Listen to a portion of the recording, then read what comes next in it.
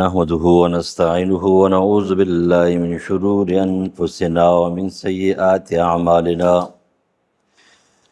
من يهده الله فلا مضل له ومن يضلل فلا هادي له وأشهد أن لا إله إلا الله وحده لا شريك له وأشهد أن محمدا عبده ورسوله أما بعد فأعوذ بالله من الشيطان الرجيم بسم الله الرحمن الرحيم فلا يأمن مكر الله إلا القوم الخاسرون وقال الله تبارك وتعالى إنه لا ييأس من روح الله إلا القوم الكافرون وعن أبي هريرة رضي الله تعالى عنه أن رسول الله صلى الله عليه وسلم قال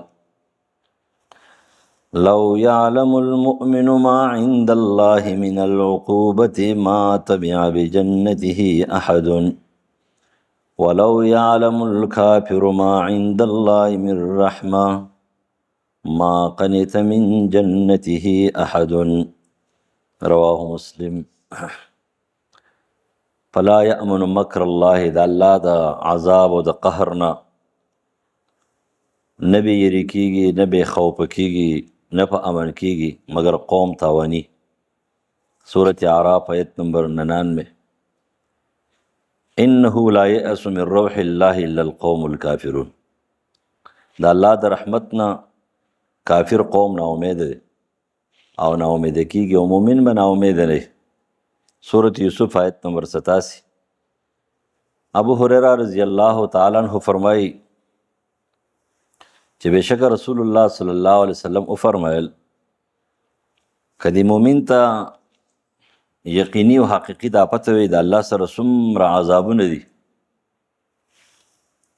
نو د جنت هغه تمه وردنه ختم شوی او که یو کافر ته د الله د رحمتونو پته اندازه ولګېدله چې الله تعالی څومره مهربان ذات دی نو بیا به د جنت نه ناامید شوی یو کافر هم نه وي امید به ساتلی. دا حدیث امام مسلم نقل کړی. خوف او رجا بار بار تاسو وایي اصل کې دا تقریرونه خو ډېر زیات دي. زما د اندازې مطابق کله کله زما سره ټاپک هم نه وي، یعنی چې څومره موضوعګانې دي او څومره اړخونه او تقریرونه دي نو زما د اندازې مطابق په هغې باندې ما یو تقریر شل زره نه چې سل زره به کړی څه شی پاتې شوی. زما چې کوم کتابونه دي د په هغې ټاپک ګورم نشته پکې او یو خبره بار بار اورېدلی شوې ده خو لیکن په دماغو کې نه راځي. خو لنډ یو خبره ده چې مخکې ما دا خبره یو ځل کړې وي د جمعې په ورځ یوه خبره یادوئ. د جمعې په دې تقریر کې یو ټکی نه دی، یوه ټکی یوه خبره دا بس اخلي تقریر نه او هغه له اعتقادي او عملي شکل ورکوئ. ټول تقریر اورېدل ته ضرورت نشته دی. اگر زما تقریر دومره اوږد نه وي خلک خو چې ودرېږي کښېني نو بیا چا پلار به غلی کړي که نه. زه په خپل موضوع تقریر کوم، موضوع نه بهر نه کوم. خو نیمه ګنټه یا څه زه چې دا مې هم کم کړی خو یوه خبره داسې چې هغه ته واورې او په هغې باندې تا خپله عقیده او عمل جوړ کړې او یا هغه ترغیب وي که هغه ترهیب وي که یره وي که خوف وي که د عمل دپاره کولو وي او که نه په ځان کې او دننه کولو یو خبره وي نو دا اخیستل پکار دي او دا زړه جوړول پکار دي. اوس دلته یو خبره یاد ساتئ، یو ته ارکان اسلام وایي. ارکان اسلام معنی دا چې ظاهري د یو سړي مسلماني چې په دنیا کې خلک ګوري او خلک ورته مسلمان وایي نو په هغې به 15 خبرې وي. بني الاسلام علی 5 چې دا صحیح سته حدیث بني الاسلام علی 5. امام بخاری خپل کتاب په بني الاسلام باندې بنیاد یې ښودلی دی، په دغې طریقه باندې خپل کتاب شروع کړی دی. د اسلام 15 ارکان دي، بنیادونه دي، او دا بنیاد د قلعه ودرولې ده او د خیمه ودرولې ده. د مین ستن چې ده هغې ته وایي شهادت کلمه. د خیمې د مینځ چې کومه ستن ده هغې ته شهادت کلمه وایي. که دغه مینځ ستن ختم شي نو خیمه په ځمکه پرته وي. د هغې سره څلور چې کومه دی نو پړي دي. یو اهم پړی رکن اسلام مونځ دی. دویم نمبر اهم پړی د رکن اسلام زکات دی. او دریم چې څلورم رکن جوړیږي هغه روژه ده. او پنځم رکن دا حج دی.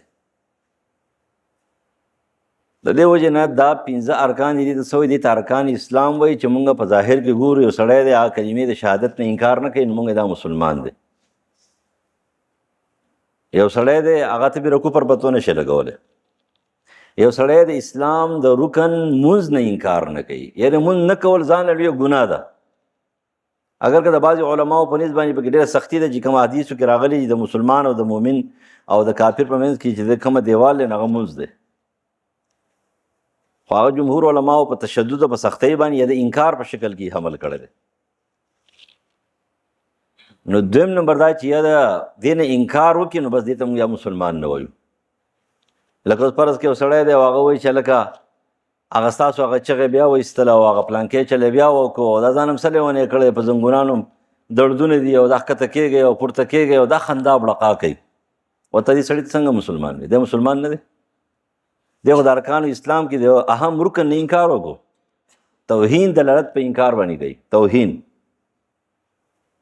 یا چې کومه دی نو وایي چې لکه دې روجو خو تاسې مړ کړې، نهر طهر او داسې او داسې خاندي، زکات پسې خاندي، حج پسې خاندي. لکه یو سړی دی هغه وایي چې هلکه ته خو حج در باندې فرض دی او دی یورپ ته روان دی او چکر ولځي او پرې دویم په حج باندې څه کول دی او ګڼه ګوڼه ده او ټوخي دي او سینې خرابې د خلکو د بیمارۍ لګي او متعدي بیماریانې دي او دا چل دی او هغه چل دی، دا قصې کوي. نو یو ارکان اسلام دی، یو ارکان ایمان دی. ارکان ایمان چې تاسو وایي ایمان بالله، ایمان په رسولانو، ایمان په کتابونو، ایمان په فرشتو، ایمان په بعض بعد الموت، ایمان په عذاب قبر، ایمان په تقدیر، ایمان په جنت او جهنم، ایمان په پولیس صراط، ایمان په حسابي کتاب. دا ټولې خبرې ایمان په دې چې الله په عرش دی. دا ټول دي ایمانیات دي، ډېر شی دي. چا شپږ ویلي دي او چا اووه ویلي دي، خو نه دا ډېر ښه ایمانیات دي. دې ته څه ویل کېږي؟ ایمان. بیا ته ایمان مجمل او مفصل پکې وي. لیکن مونږ دا ټولې خبرې منو. بعضې وخت کې یو سړی ډېرې خبرې مني خو لیکن هغه شانتي یي نه. لکه ځان ته مسلمان وي خو دی مسلمان نه وي. زما په نظر کې مسلمان ځان ته کلک ایماندار وي خو دی هغه شانتي یي نه.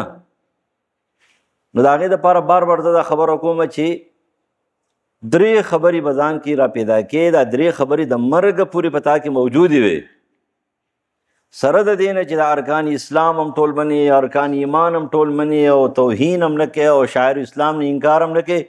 خو ته وایې چې هلکه زه د قیامته پورې د مرګ پورې چېرې د مرګ هغه آخري حتی یاتیک الیقین مرګ راشي او زه مؤمن د دنیا نه ځم نو چېرې ما ته به څنګه پته لګي زه مؤمن یم او که نه؟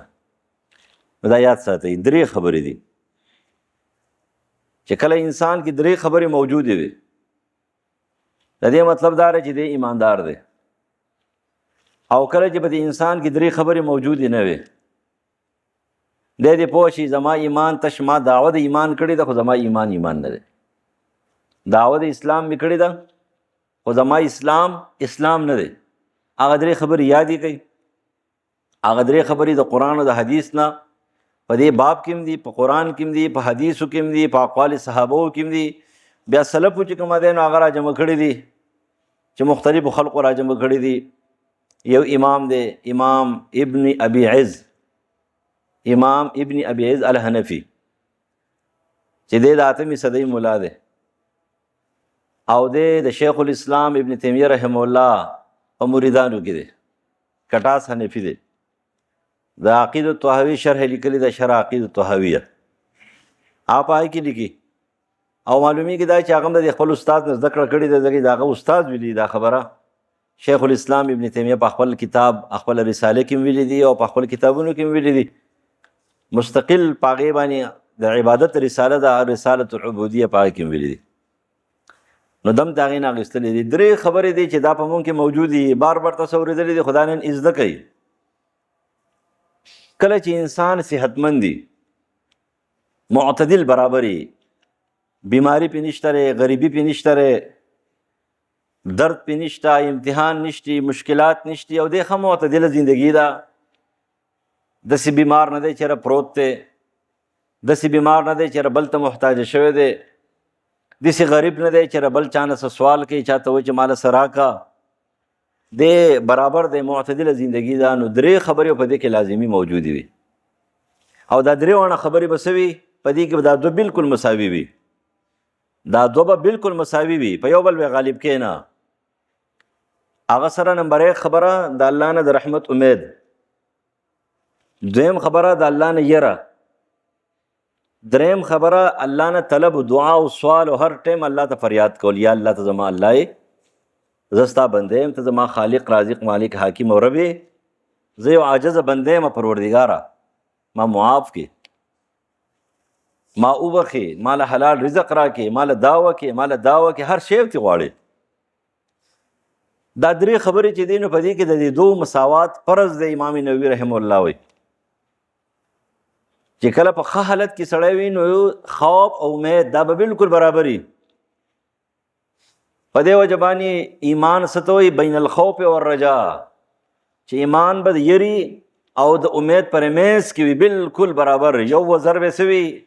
رحمت وي، د رحمت امید، او بل به د الله یره وي، خوف الهي. او دا سره او تنه دا به طلب او دعا وي، دا به بالکل مساوي وي. خو چې کله په ته باندې مشکلات راشي، غریبی راله، بیماری راله، پریشانی راله، امتحان راغی، دردونه تکلیفونه راله، د خلقو د طرفه خبرې دي، پروپیګنډې دي، څه راله، په دې ځای کې به څه شي؟ څه غالب وي؟ په دې ځای کې به رحمت غالب وي او خوف په لږ کمي.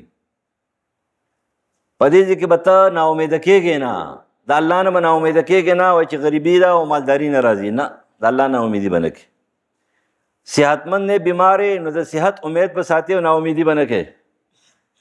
پریشان یې نو د ناامیدي به نه کوې چې پریشانی نه ختمېږي. نو چې کله به تا مشکلات راشي، تکلیفونه راشي، امتحانات راشي، غریبي راشي، قرضې راشي، بیماری راشي، نو په دې کې به ستا د رحمت امید زیات وي، غالب به په خوف باندې. ځکه د هغې وجه دا ده چې په دې کې خوف برابر شي نو ته به ناامیده یې بیا. او چې کله ته برابر معتدل ژوند وي، په دې کې به ستا خوف د الله نه یره، عذاب نه یریږم، قهر نه یریږم، جهنم نه یریږم، د قبر د عذاب نه یریږم، د طوفان او هلاکتون نه یریږم، او بل طرف د الله د رحمت امید ساتم، ما به بخي، ما به بچ کوي، ما به معاف کوي، ما له به جنت راکوي. دا دواړه به مساوي وي. او د دې سره به درېیمه خبره بیا به دعا وي. اگر د دې نه لږه کمه وي نو خیر ده، خو دعا به وي، طلب به الله ته به جاړې، فریاد به کوي، یا الله ما معاف کړي. لکه سلف داسې وو که نه، ټوله شپه به جړا کوله، الله ته به متوجه و. زموږ په شان دي نه وو، خو دلته مصنوعیت را پکې غالب شوی دی. نبی علیه السلام فرمایي یو زمانه به راشي په آخره زمانه کې چې زما په دې امت کې به 2 کارونه چې دا ډېر زیات شي. هغه سره یعتدون بالطهور والدعا، ترمذي حدیث، چې خلق په اوبو کې تجاوز شروع کی، په اوبو کې. اوس نن سبا غټ برګ دې ته ویل کېږي چې هغه ډېر اوبه استعمالوي. او نبی علیه السلام چې کوم دی نو هغه د زبرګانو پیغمبرو، د زبرګانو پیغمبرو، داسې مه وایي چې موږ د ټولو زبرګانو نه اوچتو، نه، دا ځکه نه چې داسې یو توهین دی. د زبرګانو پیغمبرو او د پیغمبرانو د رسولانو چې کوم دی نو سیدو، دا وایي سردارو. او هغه اودس کوي په چا باندې؟ هغه اودس کوي په یو مد باندې، یو مد اوبه په دې اودس کوي. یو مد چې دی نو دا که ډېر زیات شي دا 1 لیټر نه دی، تقریبا دا 1 لیټر اوبه جوړېږي. دا یو بوتل چې دا 1 لیټر په دې باندې اودس کوو. لوټم نه، یو لوټه شو ده لیټر. او جابر ابن عبدالله رضی الله عنه نه یو کس تپوس وکړو چې زما خو زه په دې باندې غسل په یو وږي نشم کولی او په یو لیټر باندې چې کوم په دغې زه اودس نشم کولی. هغه ورته ویلو ستا نه ډېر غوره، ستا نه ډېر پاک، ستا نه ډېر محتاط، ستا نه ډېر عظیم شخصیت نبی صلی الله علیه وسلم پې کولی شو او ته پې نشې کولی. نن سبا چې کومه دی زمونږ ملیان هم او امیان هم په دې غم اخته دي او د دې علاج نه کېږي. ته ویل دا بیماري ده چې الله دې تا وساتي، الله دې تا وساتي. دا بیماري ته ځان ته په خپله لګوله، په خپل ځان باندې چې کومه دی دا بیماري تا مسلط کړې ده. د دې نه د ډاکټر سره دوايي شته دی او نه د ملا سره دم شته دی او نه د چا سره سختونه شته دی او نه د دې څه وظیفې شته دی. دا ستا خپله بیماري ده، ته سره مقابله وکړه، ته یې پرېږده. ته چې دا دومره وباړې که نه، ته د مونځ د ثواب نه او د اودس د ثواب نه تا ګناه ډېره وګټله چې ته په یو اودس باندې یو ټینکی وباړې او جومات ته چې راشې د جومات توبه خو یاد ساتئ. د جومات توبه ګورئ، تاسو ته پته رسول الله په زمانه کې په جومات کې اودسونو ځګی نه و. په جومات کې د اودسونو ځګی دا به طوري ضرورت دی، مجبوري. په کور کې اودس کولی شې نو کور کوه. ته راغلی دلته خپدې ورته نیول او اړلی او راړلی ورته اړلی او راړلی ورته والتې ټوټۍ دي کلاو کړي ده او د پلار اوبه دي هغه دې خېجول دي او لګیا یې. او که څوک وایي چې لکه دا کار مه کوو نو دا جومات باندې خلک باندې نو ستا غوندې شیخ خو دې بند خره دومره اوبه تاړې. دا اسراف دی. اول خو د جومات اوبه دومره اړول دا خو جرم دی، دا خو ضرورت په بنیاد باندې دی او تاره ضرورت نه غیر ضرورت شروع. نو یو به دا زیات شي چې خلک په اوبو کې تجاوز کوي. یوازې اودسونه نه، اودسونو کې، په جامو کې، په غسلونو کې، په کور په لوښو کې زنانه ډېر اسراف کوي. پخوا نه به چې کوم دی 2 منګي 3 منګي چې کوم دی ټول کور پوره کېدل، نه ماشي و نه بل څه شی و. اوس دا ماشي زیات شوي دي، اوبو د لا زیات شوي دي، اوبه یې کمې شوې. څنګه اوبه کې ثابت کړي چې یو کوی و د هغې نه ټولې دنیا اوبه وړې او په کوی کې فرق نه راتلو. اوس یو ټینکی چې کوم دی نو 2 ټینکی په کور کې اوړي که نه، نو زنانه خو هم دا اسراف دی، دا ظلم دی، هغه کوي. دلته سړي هم لګیا دي، شکیان وهمیان هم پکې دي. الله دې په جومات کې 2 شکیان نه ساته. جومات کې 2 شکیان و که نه نو بس جومات شړ واله، بیا به اوبه نه وي. بیا به ورته چې کوم دی نو هغه 16 هاورس پاور موټر لګی نو هله به چې کوم دی بیا کار کېږي.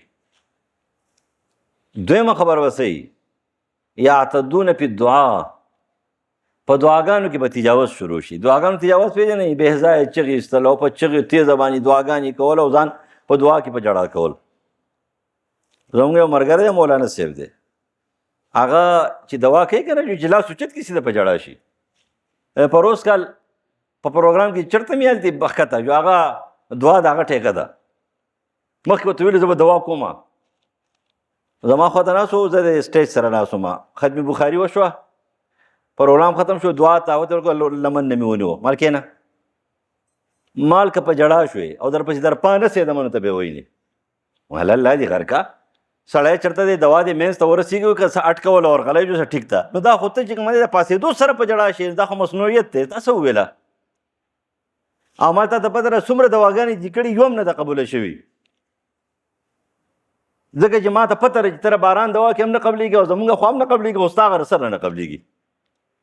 او ما له پلانکي شډله بډله دوا کړو بل کال، بل زموږ ملګری دی شډله بډله، او ما له هغه څادر یې مروس په ځمکه پروت و، نه یې په دې اوږه باندې و، لاس یې اوچت کړه، مال په صحیح طریقې دعا وکړه، لنډه مختصر غوندې دوا یې وکړه، مال دوا یې قبوله شو. دې ته ویل کېږي په دعا کې تجاوز. عمل کم او زیات غوښتل. او یا چې کومه دی نو دا سعودي عرب د هغې په شان دي دواګانې کله خاندي او کله ژاړي. نیمه ګنټه او 35 منټ په قیام اللیل کې دوا کوي. لکه دا به څه شي کې دي، دا به کوم ځای کې دي؟ او بیا دا مکلفه دوا هلکه دلته یو ستاسو په جوماتونو کې یو جومات کې ختم و، یو ملا چې کومه دی نو هغه وایي د اخره دوا به زه وکړم. نو تراویح کې مخکې شو هغه وترو ته، نو غریب له چې کوم دی عربي هم سمه نه ورتله، نو دا مکمل دا دوا الله د سر نه قبلوي. چې ته ول الفاظ جوړې سیده ساده دوا ولې نه کوې؟ بس تاله نه درځي نه درځي، بس سلام وګرځوه، لاس اوچت کوه چې پروردګار زموږ دا کارونه وکړه. نو یو په دعاګانو کې تجاوز شروع شي د حد نه زیات. هغه تجاوز سره هغه دا دی چې ریاکاري به زیاته شي، عمل به کمی او دعاګانې به ډېرې. نه، دا مطلب نه دی. ستا کې ایمان شته دی، برابر دی، د رحمت امید شته، د خوف الهي یره دا شته دی، او به تا کې طلب هم شته دی. الله نه به غواړې پټ په ناست امام ابو حنیفه رحمه الله ټوله شپه جړل، تم جاړه که نه؟ صحابه به ټوله شپه جړل. عثمان بن عفان به قبرستان له لاړو، هلته قبرستان ته چې قبرستان ته لاړ شي، هلته ورڅه کې بابا له واده کې سیره دې وړي په اختر کې، بس چې کومه دی زره په قبر را پاس ورواچي. څه کې واده وله کې؟ نو په ژوند خو دې وله دویم واده نه کوو، جګړه دې کوله ورسره. و چې مړ شو نو بس یو سیرې وله وړې. دا کومه طریقه ده؟ هلته لاړ شه او په خپل ځان سوچ وکړه، او په دغې پلار دې هم سوچ وکړه. حرام خور تلی د دنیا نه، نو څه وله وکړه.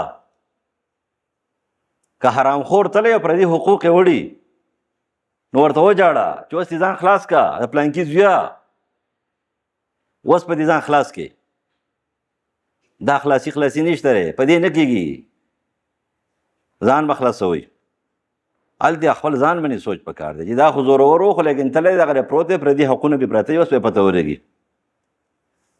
دا خو نه چې خاورې دې پې واړولې، زه ایله چې کومه دی نو عزت ته هغه ذلت پټ شو. نه، ذلت پټ نه شو، ایله دې غم ته ورسپارو. دا چا لیکي نه کېږي. نو لیو نه، دا چې کله ته په صحت کې او برابر یې، نو دا دواړه خبرې و برابرې.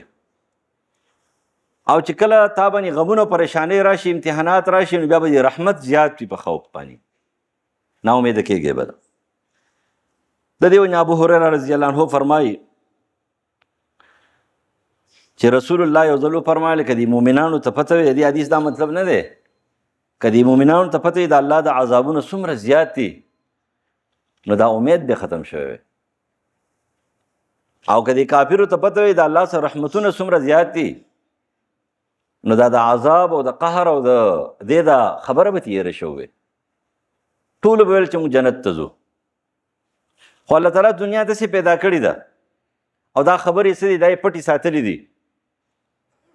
چېرې یو طرف ته دا رحمتونه هم ښکاره کړي دي او عذابونه هم ښکاره کړي دي، خو داسې نه دي چېرې تا مکمل نا امیده کړي او تا مکمل امیدوار کړي. د دې وجې د مؤمن صفت څه شو؟ دا شو چې د امید او د خوف په برابر وي، او د سره به هر ټیم غمی طلب به وي ورسره. الله نه به غواړي، الله نه به غواړو هر ټیم هر وخت چې الله ته زما الله یې، زما خالق او رازق او مالک او حاکم یې، زه دې پیدا کړی یم، بلا اسباب هر څه کولی شي، زما دا کارونه وکړه. او د الله نه به په وچ کې لږ زور باندې غواړې، په الله باندې د چا زور زبردستي نشته دی، خو د الله نه چې غواړې نو ځان به نازبین جوړې. نازبین نه، صحیح نازبین و. نازبین څه ته وایي؟ دې ته وایي چې پلار چې کومه دی نو هغه نه پرېږدي، لمن نه نیولی وي ښه ټیک به در الله اخلي، پرېږدم دې نه. خپل الله نه چې غواړې نو داسې به غواړې چې یا الله ته به راکې، ستا نه یې غواړم، په الله د چا زبردستي نشته، خو غواړې به داسې چې ستا د ایمان پته ولګي چې واقعي ته بل څوک د سر نه په غوښتلو کې نه منې، یو الله منې. نو چې داسې د ایمان یې، دا ایمان دی. ابو سعید خدری رضی الله عنه فرمایي، رسول الله فرمایي چې اذا وضعت الجنازة واحتمها الناس وبالرجال على اعناقهم فإن كانت صالحة قالت قدموني قدموني، کړم دا نه وي. وإن كان غير صالحة قالت يا ويلاه أين تذهبون بها يسمع صوتها كل شيء إلا الإنسان ولو سمعه صعقا، رواه البخاري. نبی علیہ السلام فرمایي چې کله دا جنازه خلک په سټونو باندې واخلي او روانوي، نو پروردګار یو چغتې راوباسه په دې زمانه کې چې دا د دنیا خلک راغلي، یاره پلانکي جنازه دومره غټه جنازه وه، 2-3 لکه 15 لکه 20 لکه خلک پکې جمع شوي. سړی څنګه سړی و؟ عقیدې برباد، عمل برباد، غټ ډاکو، غټ قاتل، غټ حرامي، غټ خنزیر، دومره خلک به جنازه ولاړو. نو نبی علیہ السلام فرمایي چې دی په زبان قال سره وایي، خو ما ورته یې اورونه چې ښه سړی که نه وایي، ما زر روز خط کوي، دې جاخونه مې خلاص کړي چې سیده لاړ شم خپلو مزو له لاړ شم. او چې کله دی بدبخت دی که نه، دی وایي چېرته مې وړئ، عذاب له مې وړئ، جهنم له مې وړئ، کم طرف ته روان یم زه. خو الله دا خبرې پټې ساتلې دي. ولې وایي که دا مونږ واورېدل که نه، دا هر څه به پرېښي او چغې به وباسو، بیا به شړ بیابانونو کې پراته یو. خو یو چغه خو زه یم چې الله تعالی ته وباسي نو ښه به یې نن سبا. چې د قبر د جنازې د مولې سي بدري کې په دغه ټایم کې دا یو چغه وباسي چې هلکه دا خو مونږ ته بزرګ ښکارېدل او داسې شی دی. بیا مولې سي به منډې وهي جنازې والا، ځکه چې هغه 25 سیکنډ کې جنازه کوي، هغه ټول نه مخکې منډه وهي، ځکه هغه تیار ناسي او دا نور به منډې وهي. دې وجې نه دنیا کې ژوند تېرو ښه ژوند تېرول پکار دی.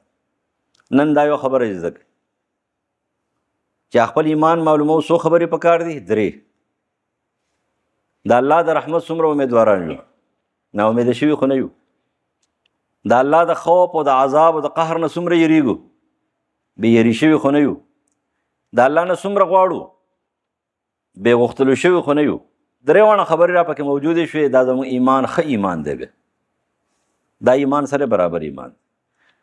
بیا چې کله سړي باندې امتحانات او راشي او تکلیفونه راشي، بیا د رحمت امید زیات وي چې څوک وایي هلکه ته خو نه ښه کېږې، دا تا ته چا ویلي زما رب چې کومه دی زه بیمار کړی یم، څنګه به ما نه ښه کوي؟ الله به مې ښه کوي. الله غریب کړی یم نو الله به مالداري را کوي. الله یې امتحان راوستلی نو الله به ما د امتحان نه وباسي. دا 2 خبرې چې کوم نن به یې تقریر کې یادې. الله تعالی دې موږ صحیح ایماندار کړي او الله تعالی دې زموږ عقاید او اعمال برابر کړي. الله تعالی دې موږ معاف کړي او مانند برابر